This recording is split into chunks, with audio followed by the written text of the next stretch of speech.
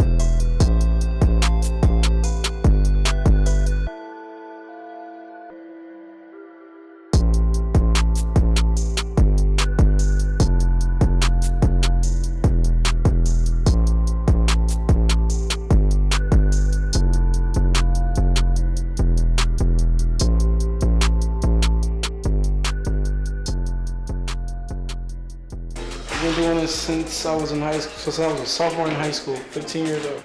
He's a hard worker, but I love his honesty. I love his integrity. I mean, he's got a great family. His family is solid, but just from like the environment that he grew up in, he could be different. You know what I mean? He could have went the other way. You know what I mean? But he didn't, because that's who he is as a person. His integrity is intact. I used to live right on Grant and Ferguson.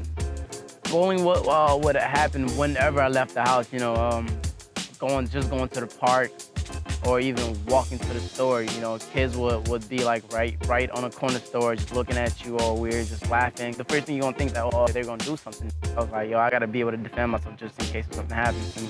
They would call me African booty scratcher.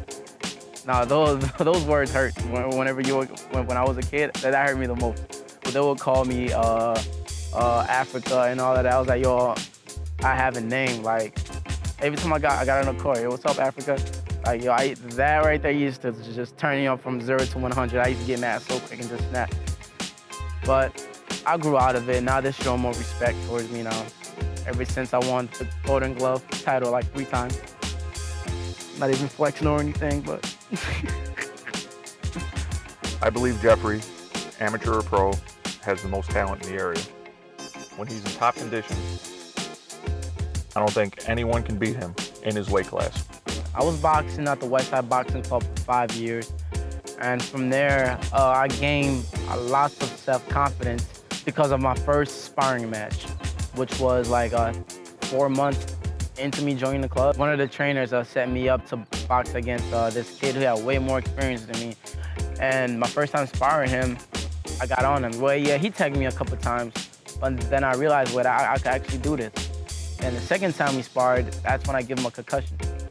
And that's when like the trainer was like, oh yeah, this kid is gonna be something in the future. Stay so cool, calm, and collective, and a lot of these kids, they let their emotions get to them before a fight, during a fight, after a fight. And he's got that professional attitude where he just stays calm and relaxed and doesn't sweat it and just does his thing when he gets in there. The last fight was a great victory because I trained really hard for that fight. And the crazy thing is, my pinky toe was hurting bad before the fight even started. And I was complaining to my coach, yo, my toes hurt. And he was like, oh, do you want to pull out? I was like, no, I can't, it's too late. Like the guy in front of me, it's either I hurt him first or he hurt me. So that whole saying was stuck in my mind throughout the whole fight. I just remember going in there and just like being relaxed and calm, and then just finding openings. As soon as I found the opening, I found his weakness, which was his body, and I just started chopping his body up. And that's why they call me Chopper, because I'll chop you up first round, and then by the second round, I'll take you out with headshots, then combine body, head, all of that. He's definitely ready for the pros.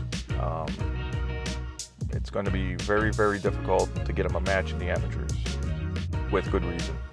I feel like one day this whole city is going to be mine. People already know who I am. and what I'm capable of.